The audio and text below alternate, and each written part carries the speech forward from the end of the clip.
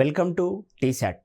ఈరోజు మనం జీవశాస్త్రంలో భాగంగా జ్ఞానేంద్రియాలు అనే అంశం గురించి నేర్చుకుందాం. ప్రధానంగా మనకి మానవుడికి యొక్క జ్ఞానేంద్రియాలు అనేటువంటివి 5. అవి కన్ను, ముక్కు, నాలుక, చెవి మరియు చర్మము. ఇవి 5 రకాల జ్ఞానేంద్రియాలు అనేటువంటివి మానవుడి లోపల ఉండేటువంటి. జ్ఞానేంద్రియాలు అనగా బాహ్య ప్రపంచంలో జరిగే మార్పును గుర్తించి ఆ మార్పుకి అనుగుణంగా ప్రతిస్పందించేటువంటి అవయవాలనే జ్ఞానేంద్రియాలు అని పేర్కొనడం అనేటువంటిది జరుగుతుంది. ఈ జ్ఞానేంద్రియాలు అనేటువంటివి స్పర్శగ్రాహకాలు అని అంటే క్షోభ్యతకి గురయ్యేటువంటి గ్రాహకాలనే స్పర్శగ్రాహకాలుగా పేర్కొంటాము. ఈ స్పర్శగ్రాహకాలని కలిగి ఉండి ఏర్పడినటువంటి అవయవాన్నే జ్ఞానాంగము అని పేర్కొనడం జరుగుతుంది. మనకి ప్రధానంగా 5 రకాల జ్ఞానేంద్రియాలు అనేటువంటివి ఉన్నాయి. ఒక్కొక్క జ్ఞానేంద్రియం గురించి నేర్చుకునే ప్రయత్నం చేద్దాం. ముందుగా మనము మానవుని యొక్క కన్ను గురించి చూద్దాం. మానవుని యొక్క కన్ను నిర్మాణం అనేటువంటిది ఈ పటం ద్వారా మనము చూడవచ్చు. మానవుని యొక్క కన్ను లోపల మనకి ప్రధానంగా మనము నేర్చుకోవాల్సినటువంటి అంశాలు శుక్లపటలము, అదేవిధంగా రక్తపటలము, నేత్రపటలము అనేటువంటి మూడు భాగాల గురించి ప్రధానంగా మనం ఫోకస్ చేయాల్సినటువంటి అవసరం ఉంది. ఎందుకంటే మనకి పోటీ పరీక్షల లోపల ఇంతకుముందు అడిగినటువంటి అంశాలన్నీ కూడా శుక్లపటలము, రక్తపటలము, నేత్రపటలం అనేటువంటి 3 భాగాల నుంచి రావడం జరిగింది. ఇవి ఈ అందచుక్క, పచ్చచుక్క అనేటువంటి ఒకే ఒక అంశాన్ని నేర్చుకుంటే సరిపోతుంది. ఒక పదం ద్వారా వీటిని నిర్వచించవచ్చు. వాటిని అడిగేటువంటి స్కోప్ కూడా మనకి చాలా తక్కువగా ఉంటుంది. సో ఈ విధంగా కార్నియా అంటే ఏంటి, శుక్లపటలంలో భాగమైనటువంటి కార్నియా గురించి, రక్తపటలం గురించి, నేత్రపటలం గురించి మనము నేర్చుకుందాము. మిగిలిన అంశాల గురించి కూడా మనము నేర్చుకునే ప్రయత్నం చేద్దాం. మానవ కన్ను అనేటువంటిది జ్ఞానేంద్రియాల్లోకెల్లా అతి ముఖ్యమైనటువంటి నిర్మాణం. జ్ఞానేంద్రియాల్లో ముందుగా మనము మానవ కన్ను గురించి నేర్చుకుంటున్నాం. ఈ మానవ కన్ను అనేటువంటిది జ్ఞానేంద్రియాల్లోకెల్లా అతి ముఖ్యమైనటువంటి నిర్మాణము.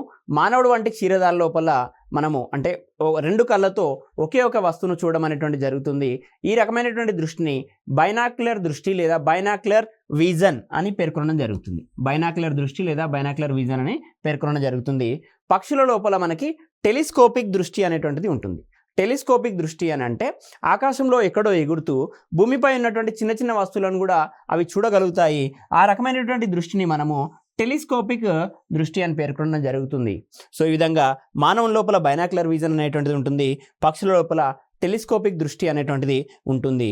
సో ఒక జీవికి ఉన్నటువంటి 2 కళ్ళతో ఒక కన్నుతో ముందు భాగాన్ని, మరో కన్నుతో వెనుక భాగాన్ని చూడగలిగినటువంటి జీవి అనేటువంటిది ఒకటి ఉంది. మనకి కాంపిటేటివ్ ఎగ్జామ్లో అడిగేటువంటి ఆస్కారం ఉంది. గుర్తుంచుకోండి, మనకి కెమిలియాన్ అని అంటాం, ఊసరవెల్లి అని అంటాం. ఊసరవెల్లిలో ఉన్నటువంటి 2 కళ్ళతో ఒక కన్నుతో ముందు భాగాన్ని, మరో కన్నుతో ఒకటేసారి వెనుక భాగాన్ని చూడగలదు. అంటే మనం ఇక్కడ ఉన్నట్లయితే మనము 2 కళ్ళని ఒకేసారి ఇట్లా ఈ విధంగా తిప్పగలము. కానీ ఊసరవెల్లిలో మాత్రము ఒక కన్నును ముందు వైపు చూస్తూ మరో కన్నుని వెనుక వైపు చూసే విధంగా ఏర్పాటు ఉంటుంది.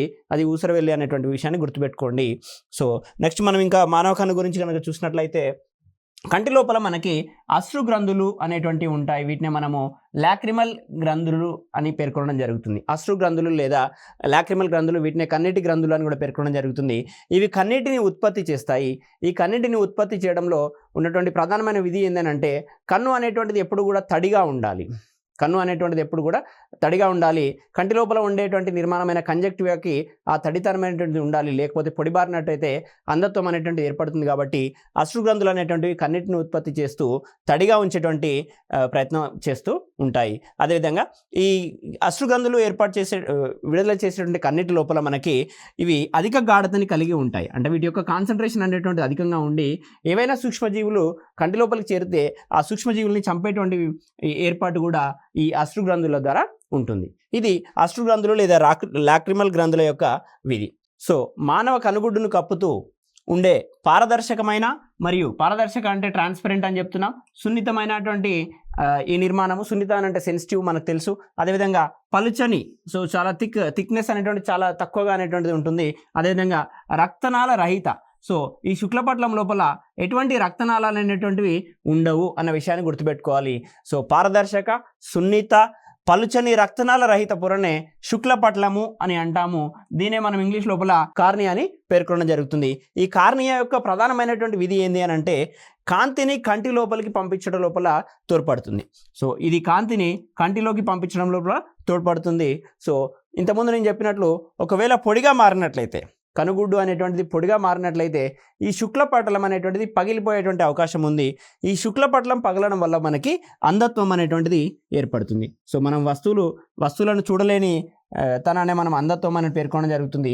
ఈ రకంగా శుక్లపటలం పగలడం వల్ల మనకి అంధత్వం అనేటువంటిది ఏర్పడుతుంది.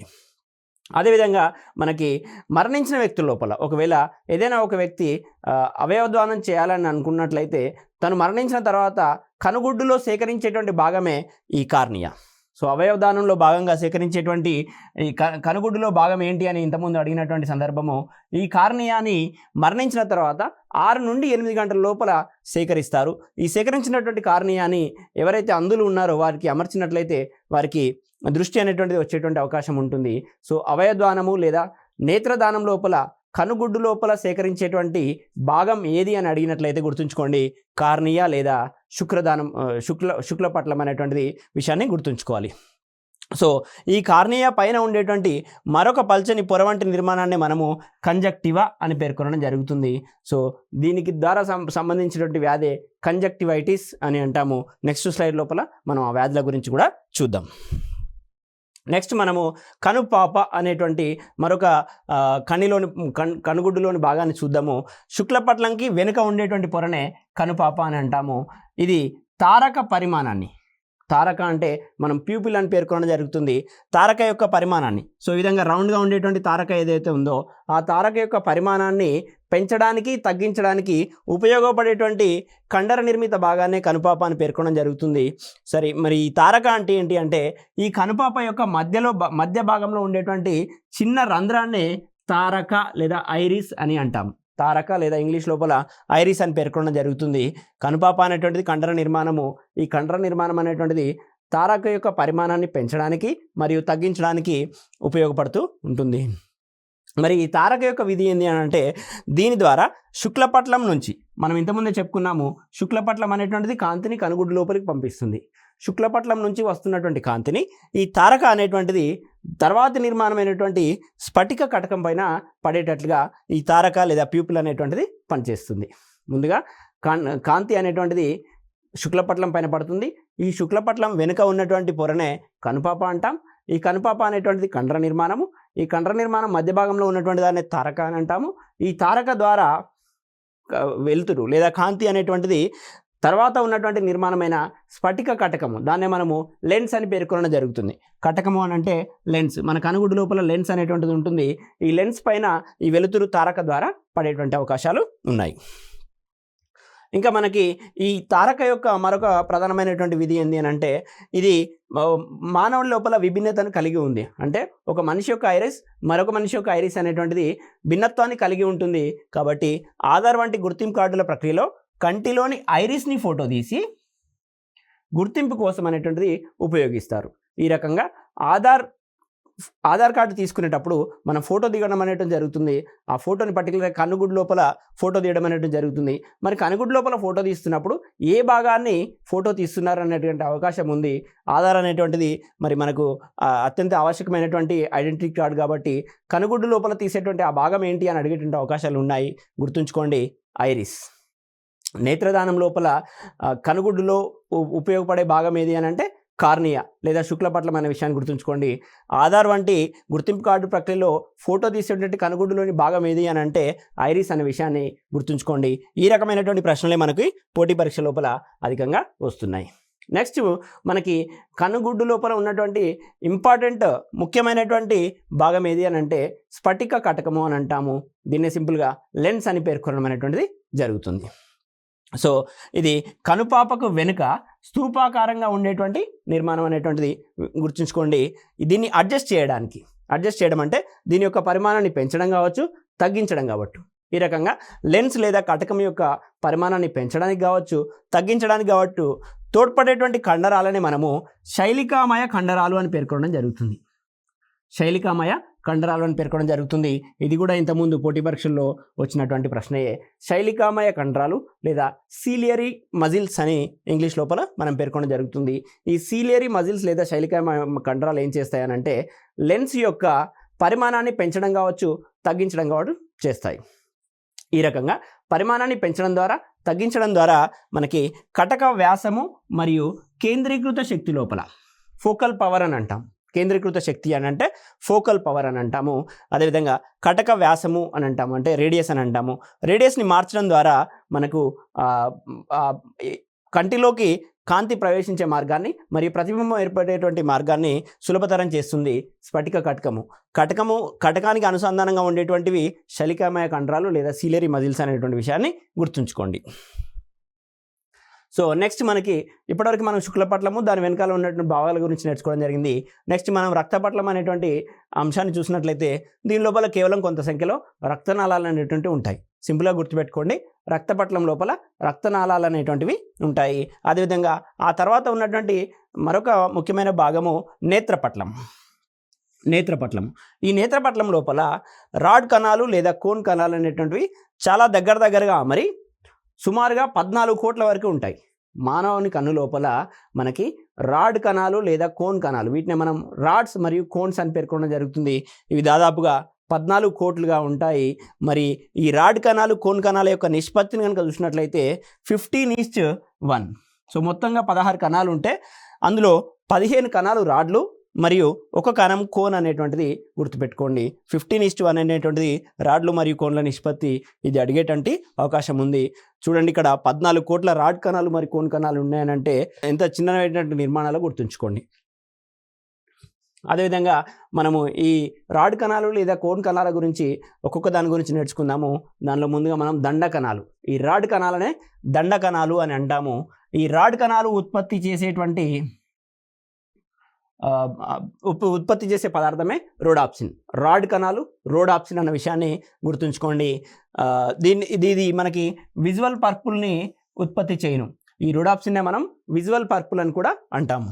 సో రెటినాపై కాంతి పడినప్పుడు రోడాప్సిన్ ఏర్పడి, ఎప్పుడైతే రెటినా పైన కాంతి పడుతుందో ఆ రెటినా పైన కాంతి పడ్డప్పుడు రోడాప్సిన్ ఏర్పడి వెంటనే విచ్ఛిన్నం అవుతుంది. సో ఈ రాడ్ కణాలు అనేటువంటివి మనకి వెలుతురు లోపల వస్తువులను చూడడానికి ఉపయోగపడవు. కేవలము రాత్రిపూట మాత్రమే ఇవి ఉపయోగపడతాయి. రాత్రిపూట మనకి అన్ని వస్తువులు కూడా బూడిద రంగులో కనపడేటువంటి అవకాశము ఈ దండ కణాల వల్లనే కలుగుతుంది. సో ఇవి రంగులను గుర్తించలేవు. రోడాప్సిన్ ఏర్పడి వెంటనే విచ్ఛిన్నమైంది కాబట్టి రంగులను గుర్తించలేవు. కావున చీకటి సమయంలో చూడడానికి ఈ రాడ్ కణాలు అనేటువంటివి తోడ్పడడం జరుగుతుంది. ఈ రకంగా చీకటిలో ఒక వస్తువు యొక్క రంగు కేవలం బూడిద రంగు అని చెప్పినాము. చీకటి లోపల మనం వస్తువులను చూడగలిగినటువంటి జీవులనే నిశాచర జీవులు అని చెప్పడం జరుగుతుంది. ఆ నిశాచర జీవులు చీకటిలో చూడగలిగినటువంటి దృష్టినే నిశాచర దృష్టి లేదా స్కోటోపిక్ విజన్ అని పేర్కొనడం జరుగుతుంది. ఇక్కడ మనం ఏం చెప్తున్నామనంటే రాడ్ కణాలు అనేటువంటివి చీకటిలో వస్తువులను చూడడానికి ఉపయోగపడతాయి. ఈ రకంగా నిశాచర దృష్టి అంటే ఏంటిదనంటే చీకటిలో ఒక వస్తువును చూడగలిగేటువంటి దృష్టినే నిశాచర దృష్టి అని, ఈ రకమైన దృష్టిని కలిగి ఉన్నటువంటి జీవులనే నిశాచర జీవులు అని పేర్కొనడం జరుగుతుంది. చీకటి లోపల మనకు అన్ని వస్తువులు కూడా బూడిద రంగులో మాత్రమే కనపడడం అనేటువంటి జరుగుతుంది. నిశాచర జీవులకి ఉదాహరణలు కనుక తీసుకున్నట్లయితే పిల్లులు, గుడ్లగూబలు అనేటువంటి విషయాన్ని గుర్తుంచుకోవాలి. ఈ పిల్లులు, గుడ్లగూబలు అనేటువంటివి నిశాచర జీవులు కాబట్టి వీటి లోపల ఈ రాడ్ కణాలు అనేటువంటివి అభివృద్ధి చెంది ఉంటాయి. అందుకే పిల్లులు అనేటువంటివి చీకటిలో కూడా వస్తువులను చూడగలిగినటువంటి సామర్థ్యాన్ని కలిగి ఉన్నాయి. కారణం ఏంటి అని అంటే ఈ దండ కణాలు లేదా రాడ్ కణాలు ఎక్కువ మొత్తంలో అభివృద్ధి చెంది ఉండడమే. సో ఇది నిశాచర జీవుల గురించి లేదా స్కోటోపిక్ విజన్ గురించి. అదేవిధంగా మరొక ఇంపార్టెంట్ విషయం ఏంటి అని అంటే దాన్ని మనం టపిటమ్ ల్యూసిడమ్ అని అంటాం. అప్పుడప్పుడు కెమెరా లోపల పిల్లి కావచ్చు, పుల్లులు కావచ్చు, పిల్లికి సంబంధించినటువంటి సమాచారం కావచ్చు, పుల్లులకు సంబంధించినటువంటి సమాచారం కావచ్చు, మన సీసీటీవీ కెమెరాల్లో నమోదైనప్పుడు మనం గుర్తించవచ్చు. వాటి యొక్క కళ్ళు అనేటువంటివి మెరుస్తూ ఉంటాయి. ఆ మెరిసేటువంటి విధానాన్నే టపిటమ్ ల్యూసిడమ్ అని అంటాము. సాధారణంగా ఇది మాంసాహార నిశాచర జీవుల లోపల ఉంటుంది. ఈ మాంసాహార నిశాచర జీవుల లోపల రెటీనాకు వెనుక ఉండేటువంటి ప్రత్యేక నిర్మాణాన్నే టపిటమ్ ల్యూసిడమ్ అని అంటాము. ఈ టపిటమ్ ల్యూసిడమ్ కారణంగానే చీకటి లోపల వాటి కళ్ళు అనేటువంటివి మెరిసే స్వభావాన్ని కలిగి ఉంటాయి. సో దీని యొక్క ముఖ్య విధి ఏంటంటే చీకటిలో మెరిసే స్వభావాన్ని కలిగించడము. దాని పేరేంటి అని అంటే టపిటమ్ ల్యూసిడమ్. ఈ రకమైనటువంటి నిర్మాణం ప్రధానంగా మాంసాహార నిశాచర లోపల ఉంటుందన్న విషయాన్ని గుర్తుంచుకోండి. అందుకే పులుల యొక్క కళ్ళు లేదా పిల్లుల యొక్క కళ్ళు మెరవడానికి గల కారణము టపిటమ్ ల్యూసిడమ్ అనే నిర్మాణం గుర్తుంచుకోండి. నెక్స్ట్ మనము దండ కణాల గురించి నేర్చుకోవడం జరిగింది. శంకు కణాల గురించి ఇప్పుడు చూద్దాం. దండ కణాలని రాడ్ కణాలని పేర్కొనడం జరుగుతుంది. రాడ్ కణాలు అనేటువంటి రోడాప్సిన్ని ఉత్పత్తి చేస్తాయి. చీకటి లోపల వస్తువులను చూడడానికి ఉపయోగపడతాయని నేర్చుకున్నాము. ఇప్పుడు శంకు కణాల గురించి కనుక చూసినట్లయితే ఈ శంకు కణాలని మనం కోన్స్ అని పేర్కొనడం జరుగుతుంది. రాడ్ కణాలతో పోల్చినప్పుడు శంకు కణాలు అనేటువంటివి తక్కువ సంఖ్యలో ఉంటాయి. 15:1 అని ఇంతకుముందు చెప్పడం జరిగింది. రాడ్ కణాలతో పోల్చినప్పుడు శంకు కణాలు తక్కువ సంఖ్యలో ఉంటాయి. ఈ శంకు కణాలు ఉత్పత్తి చేసేటువంటి పదార్థాన్నే అయోడాప్సిన్ అని పేర్కొనడం జరుగుతుంది. రాడ్ కణాలు రోడాప్సిన్ని ఉత్పత్తి చేస్తే శంకు కణాలు అయోడాప్సిన్ని ఉత్పత్తి చేస్తున్నాయి.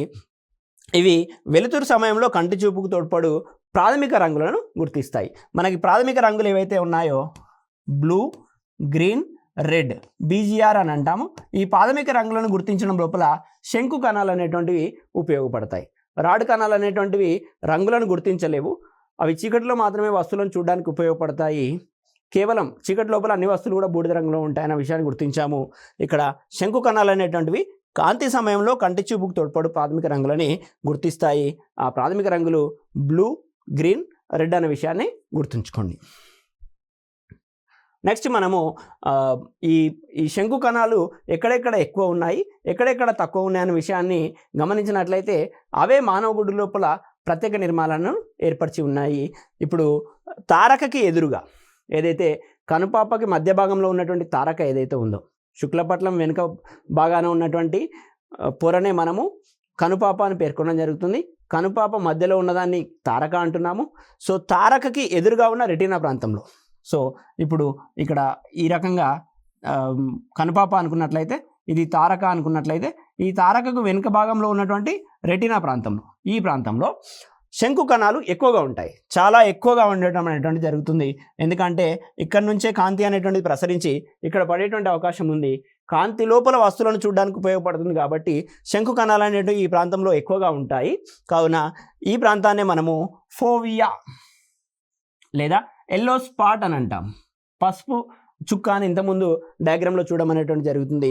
ఫోవియా లేదా ఎల్లో స్పాట్ లేదా మాక్యులా లుటియా, ఈ మూడు పేర్లు కూడా దీనికి సంబంధించినటువంటివే. ఫోవియా, ఎల్లో స్పాట్, మాక్యులా లుటియా అంటే ఏంటి అని అంటే తారకకు ఎదురుగా ఉన్నటువంటి రెటీనా ప్రాంతంలో, తారకకు ఎదురుగా ఉన్నటువంటి రెటీనా ప్రాంతంలో శంకు కణాలు ఎక్కువ సంఖ్యలో ఉంటాయి.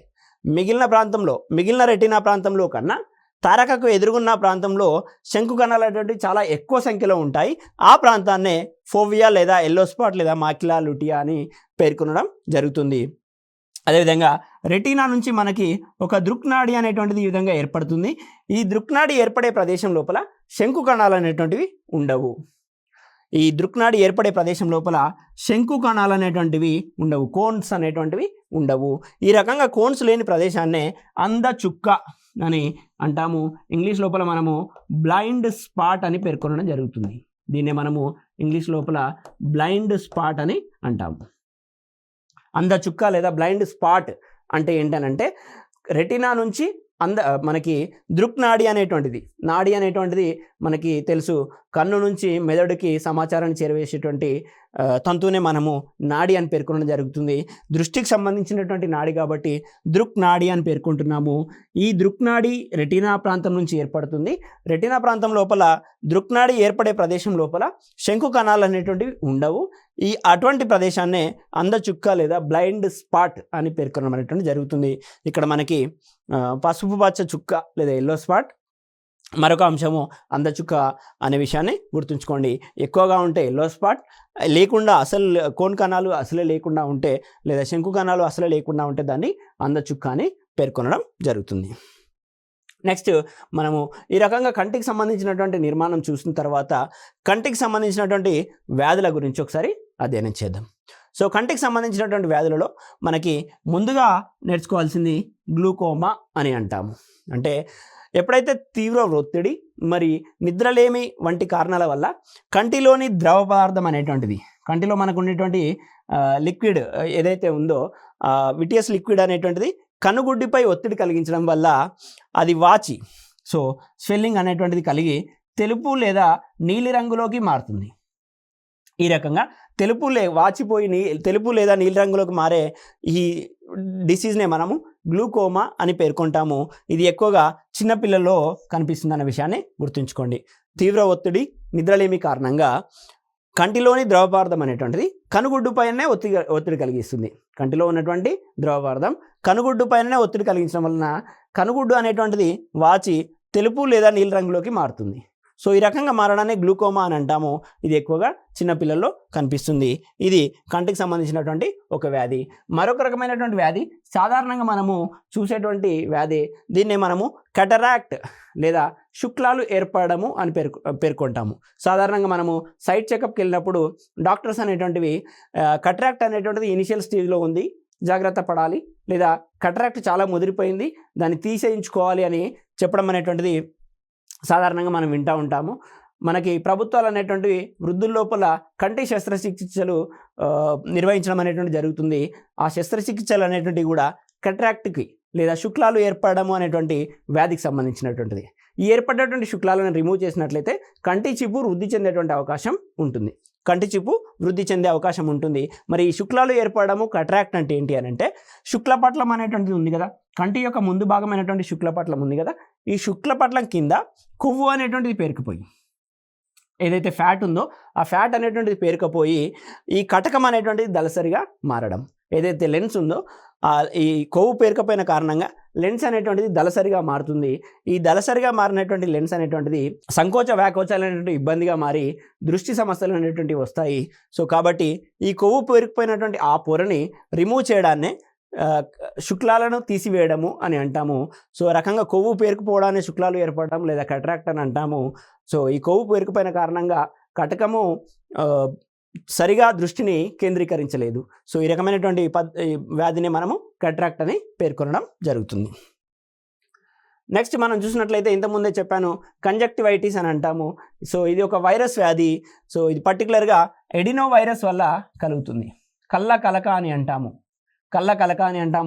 సో ఈ కళ్ళ కలక లోపల కళ్ళ కలక కలిగినప్పుడు చూడడానికి ఇబ్బందులు ఏర్పడతాయి. కనుగుడ్డు అనేటువంటిది ఎరుపు రంగులోకి మారుతుంది.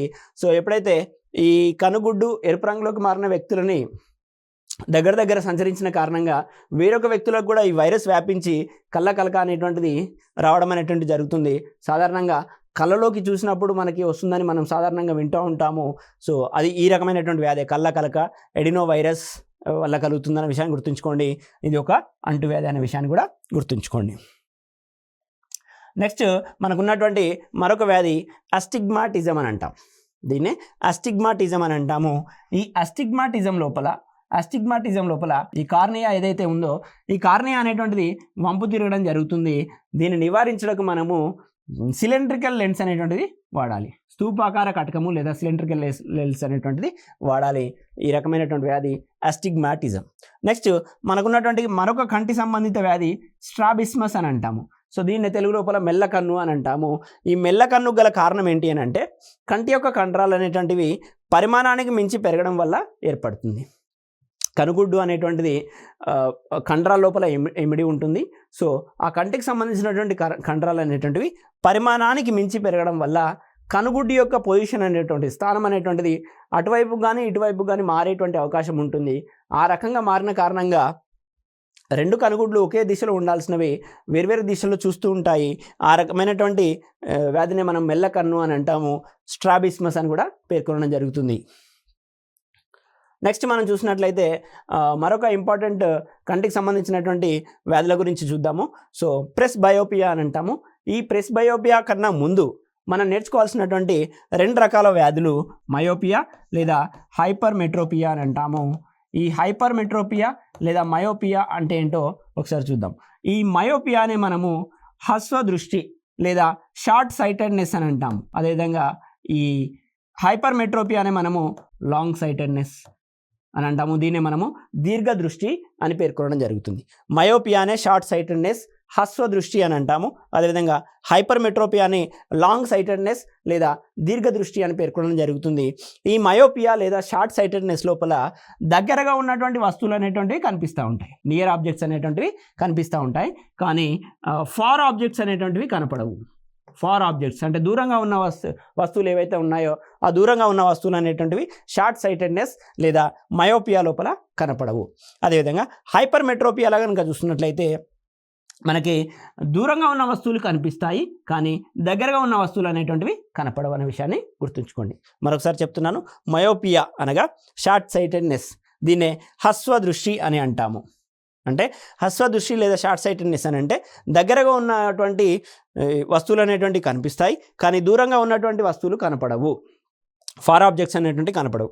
హైపర్మెట్రాపియాలో లేదా లాంగ్ సైటెడ్నెస్ లేదా దీన్నే దీర్ఘదృష్టి అని అంటాము. ఈ దీర్ఘదృష్టి లోపల మనకి దగ్గరగా ఉన్నటువంటి ఆబ్జెక్ట్స్ అనేటువంటివి కనపడవు. సాధారణంగా మనము వృద్ధాప్యంలోకి చేరుతున్నప్పుడు ఈ దీర్ఘదృష్టి అనేటువంటి సర్వసాధారణంగా కనిపిస్తూ ఉంటుంది. మనకి దగ్గరగా ఉన్న ఆబ్జెక్ట్స్ అనేటువంటివి కనపడవు.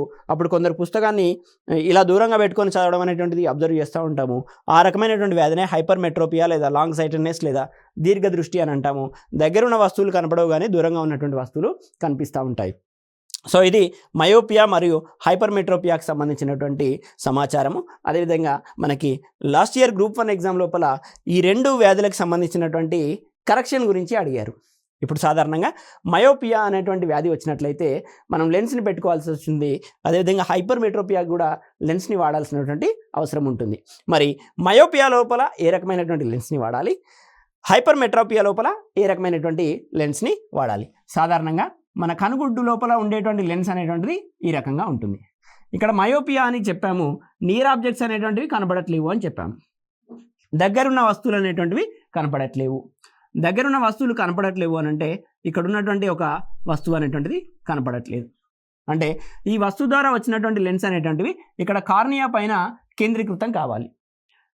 కార్నియా పైన కేంద్రీకృతం కావాలి. ఇక్కడ ఈ విధంగా లెన్స్ ఉంటే ఇక్కడ మనకి ఇది కార్నియా అనుకున్నట్లయితే, సో మనకి దగ్గర ఉన్న ఆబ్జెక్ట్స్ కారణంగా ఈ రకంగా లెన్స్ అనేటువంటివి కంటికి దూర ప్రాంతంలో మనకి కలిసిపోవడం అనేటువంటిది జరుగుతుంది. సో వీటిని మనము ముందుకు తీసుకురావాల్సినటువంటి అవసరం ఉంటుంది. మయోపియా లోపల కాన్వెక్స్ లెన్స్ని వాడి మన కేంద్రీకృతం అనేటువంటిది రెటీనా పైన చేస్తాం, కరెక్షన్ అనేటువంటిది రెటీనా పైన చేస్తాము. అదేవిధంగా హైపర్మెట్రోపియా లోపల లాంగ్ సైటెడ్నెస్ లోపల మనకి కాన్కేవ్ లెన్స్ని వాడి మనం కరెక్షన్ అనేటువంటిది చేయడం జరుగుతుంది. ఇక్కడ నియర్ ఆబ్జెక్ట్స్ అనేటువంటివి కనపడవు, ఫార్ ఆబ్జెక్ట్స్ అనేటువంటివి కనపడుతున్నాయి. దూరంగా ఉన్నటువంటి ఆబ్జెక్ట్స్ అనేటువంటివి కనపడుతున్నాయి అనే విషయాన్ని గుర్తుపెట్టుకోండి. ఇవి ఈ 2 రకాలైనటువంటి డిసీజెస్, మరి వాటికి సంబంధించినటువంటి కరెక్షన్. ఈ 2 రకాల డిసీజెస్ కలిస్తేనే మనకి ప్రెస్ బయోపియా అని అంటాము. వయసు పెరుగుతున్న కొలది కొందరిలో నేత్రానుగుణ్యత అనేటువంటి కోల్పోవడం జరుగుతుంది. నివారణకి బైఫోకల్ లెన్స్ని వాడతాం మనం. ఇక్కడేమో కాన్వెక్స్ లేదా కాన్కేవ్ వాడతాము. ఈ 2 రకాల డిసీజెస్ కలిసి ఉన్నాయి కాబట్టి బైఫోకల్ లెన్స్ లేదా ద్వినాభి కటకాన్ని వాడి ప్రెస్ బయోపియాని నివారించడం అనేటువంటిది జరుగుతుంది. ఇది జ్ఞానేంద్రియాల్లో మానవ కన్నుకు సంబంధించినటువంటి సమాచారం. మిగిలిన జ్ఞానేంద్రియాల గురించి మరో క్లాస్లో మనం నేర్చుకుందాం. Thank you one and all.